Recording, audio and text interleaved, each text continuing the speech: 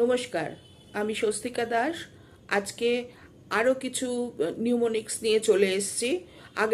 আগের দুদিনও নিউমোনিক্স নিয়ে আলোচনা করেছি, যেগুলো স্টুডেন্টদের কাজ করার ক্ষেত্রে খুব দরকারি, বিশেষ করে ওয়ার্ডে এগুলো মনে রাখার জন্য, কোনটার পর কোন স্টেপটা করব সেগুলো মনে রাখার জন্য ওই নিউমোনিক্সগুলো জানা থাকলে পরে খুব সুবিধা হয়। তো শুরু করি। আজকের প্রথম নিউমোনিক্স হচ্ছে পার্ল, PEARL। এটা যখন চোখটা চেক করা হয়, আই চেক করা যখন হয়, হঠাৎ করে কোনো পেশেন্ট এলে পরে বা কোনো পেশেন্ট খুব অসুস্থ থাকলে পরে তার পিপলের রিয়াকশান কীরকম হচ্ছে বা চোখের রিয়াকশানটা কীরকম হচ্ছে সেটা দেখার জন্য এই চেকটা করা হয় পার্ল। তাহলে পার্লের প্রত্যেকটা অক্ষর হচ্ছে PEARL। Pearl, P for pupil, মানে চোখের আইবল যেটা দেখা হয় সেটা pupil. Equal, E for equal, and R for reactive to, L for light. এটা টর্চ দিয়ে এই টেস্টটা করা হয়, টর্চ দিয়ে এই টেস্টটা করা হয়। তাহলে pupil equal and reactive to light, এটা পুরোপুরি রিয়াক্টিভ কিনা পিপল সেটা দেখার জন্য এই পার্ল টেস্টটা করা হয়। স্টেপগুলো হচ্ছে PEARL, pupil equal and reactive to light. এবারে আসছি এমার্জেন্সিতে যারা কাজ করে বা এমার্জেন্সি কোনো পেশেন্ট অ্যাটেন্ড করছে বা ট্রমা কেয়ারে যারা কাজ করে, ট্রমা কেয়ারে কোনো পেশেন্ট আসলে পরে কি দেখতে হয়? প্রথম যেটা দেখতে হয় সেটা হচ্ছে গিয়ে ABCDE। মনে রাখা খুব সহজ, ABCDE। এ ফর এয়ারওয়ে, মানে গলার অংশটা সমস্ত ঠিক আছে কিনা, কোনো চোখড কিছু হয়ে আছে কিনা গলাতে, এয়ারওয়ে। বি ফর ব্রিদিং, নিঃশ্বাস প্রশ্বাস ঠিক মতো পড়ছে কিনা। সি ফর সার্কুলেশন, সার্কুলেশন দেখার একটা পদ্ধতি আছে, যারা নার্সিং পড়ছে তারা জানে যে সেই সার্কুলেশন ঠিক মতো হচ্ছে কিনা সেটা দেখতে হবে।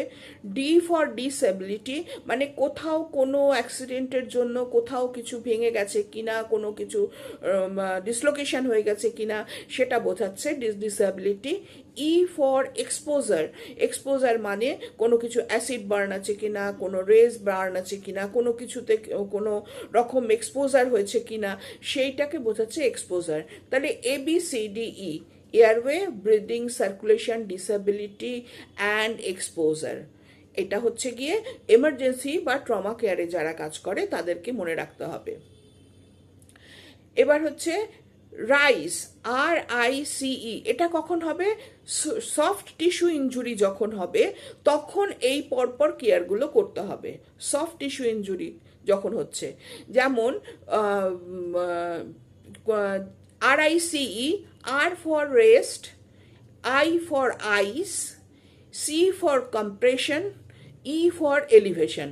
মানে রেস্টে রাখতে হবে, যে জায়গাটা ইনজুরি হয়েছে সেই জায়গাটাকে রেস্টে রাখতে হবে, সেখানে আইস কম্প্রেস করতে হবে, যদি দরকার পড়ে যদি কোনো ব্লিডিং থাকে তাহলে সেখানে কম্প্রেশন দিতে হবে।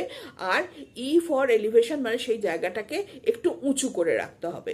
তো রেস্ট, রাইস, RICE, রেস্ট, আইস, কম্প্রেশন, এলিভেশন। আজকে এই তিনটে বললাম। এর পরের দিন আবার যখন আসবো তখন আরও কিছু নিউমোনিক্স নিয়ে আলোচনা করব। এইভাবে আমি কিছু কিছু নিউমোনিক্স দিয়ে আপনাদের বোঝাতে চাইছি যে এগুলো যদি মনে থাকে কাজ করার জন্য, যে কোনো নার্সিং স্টুডেন্টদের কাজ করতে খুব সুবিধা হবে আর তাদের মনে রাখতে সুবিধা হবে। এরকমই ছোট ছোট ছোট ছোট যেগুলো হেল্পফুল কিছু ভিডিওস নিয়ে আমি আসছি কন্টিনিউয়াসলি। আমার ভিডিওকে আপনারা ফলো করতে থাকুন। আর এরপরে আরও অন্যরকম প্ল্যানিং নিয়ে, এবং যাতে স্টুডেন্টদের রেগুলার আমি এরকম কোচিং দিতে পারি সেই সমস্ত প্ল্যানিং নিয়েও আমি আসছি। আর আপনারা ভালো থাকবেন। অনেক ধন্যবাদ।